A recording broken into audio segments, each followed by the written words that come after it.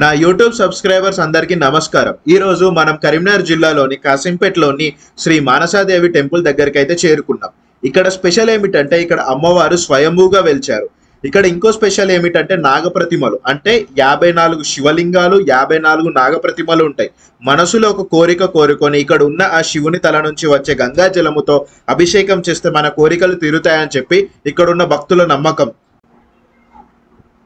అలాగే మనం ఇటు పక్కన చూసుకుంటే ఏకశిల విగ్రహం ఆంజనేయ స్వామి. ఇటువంటి ఏకశిల విగ్రహం చాలా తక్కువ ప్రదేశాలలో ఉంటాయి. అటువంటి చాలా తక్కువ ప్రదేశాలలో మన కాసింపేటలో ఉన్నది ఒక ఏకశిల విగ్రహం. జై శ్రీరామ్ జై హనుమాన్ అనుకొని మన మనసులో మనం ముందుకు వెళ్ళి దర్శనం చేసుకుందాం.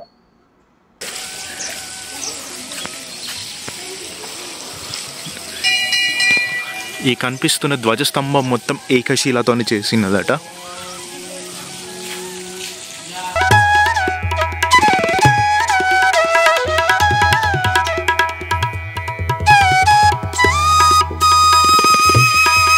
ఈ దేవాలయంలో ముందుగా ఈ స్థానంలో వీరభద్రుడు ఉండేవారు. ఆ వీరభద్రుడు పూర్తిగా ఒరిగిపోయి ఉన్నారు. ఈ ఊరిలో అన్ని బొడ్డమలన్నీ కూడా బాగా కిందికి ఉండి వర్షం నీళ్ళంతా ఒక దగ్గరికి చేరుతున్నాయనేటువంటి ఉద్దేశంతో అన్ని పునఃప్రతిష్టాపన చేస్తూ వస్తూ ఉండగా ఇక్కడ వీరభద్రుడు బాగా ఒరిగిపోయి ఉన్నారు. ఆయన సరిచేస్తూ ఉండగా ఆయన కింద దొరికినటువంటి విగ్రహాలు మనకి మానసాదేవి అలాగే లక్ష్మీదేవి. ఇక్కడ లక్ష్మీదేవికి మరో రూపం అంటూ ఏమీ లేదు, కానీ ఇక్కడ మనము లక్ష్మీదేవికి అపురూప లక్ష్మి అని నామం పెట్టుకోవడం జరిగింది. కారణం లక్ష్మీదేవిని అపురూపంగానే చూస్తాం కదా, మరి కనుక ఆ అపురూప లక్ష్మిని ఇక్కడ నామం పెట్టుకోవడం జరిగింది. అపురూప లక్ష్మి, మానసాదేవి, వీరభద్రుడు ఇక్కడ స్వయంభువులుగా మనకు కనపడుతూ ఉంటారు.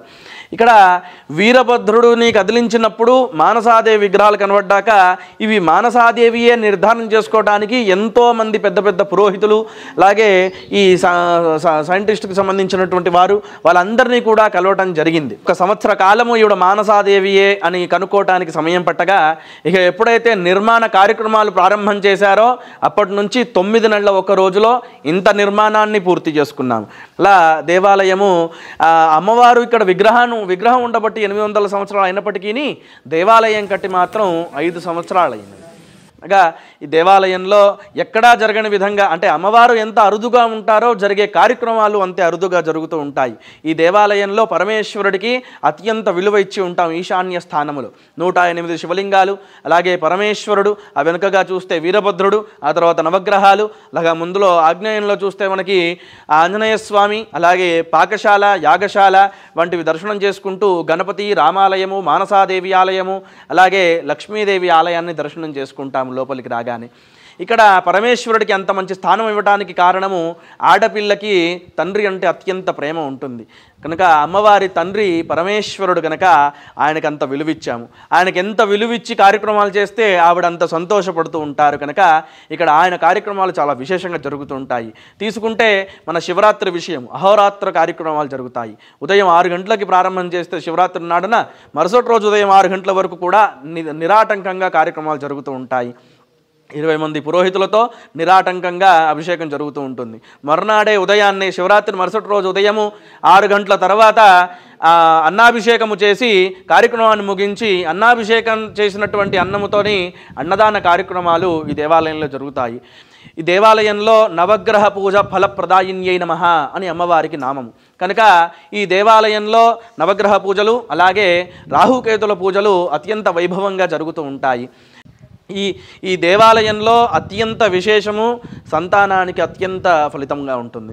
24, 18, 20, 12, 8 సంవత్సరాల నుంచి సంతానం లేని వారందరికీ కూడా ఇక్కడికి వచ్చిన తర్వాత సంతాన సాఫల్యం జరగడం జరిగింది. భార్యాభర్తలుగా ఇద్దరు పంచమి తిథి నాడు వస్తే ఈ దీక్షను ఇవ్వడం జరుగుతుంది. అలా దీక్ష తీసుకున్న వారంతా కూడా ఎప్పుడు మళ్ళీ తిరిగి వచ్చి ఇంకా అవ్వలేదండి ఇంకో ప్రయత్నం ఏమి చేద్దాము అనేటువంటి మాట ఎప్పుడూ వినలేదు.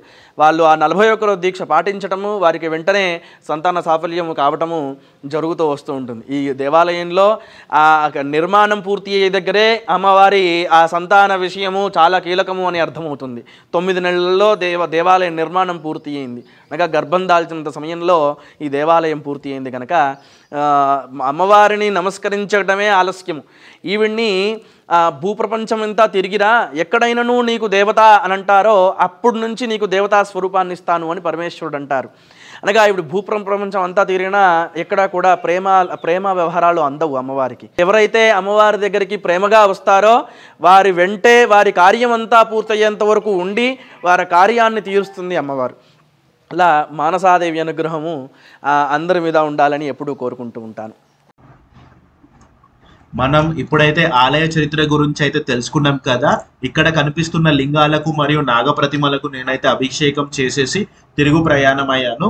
ఈ వీడియోకి ఇంతే గైస్. మీకు కనుక నా వీడియో నచ్చినట్టయితే please do like, share and subscribe. జై హింద్, జై భారత్.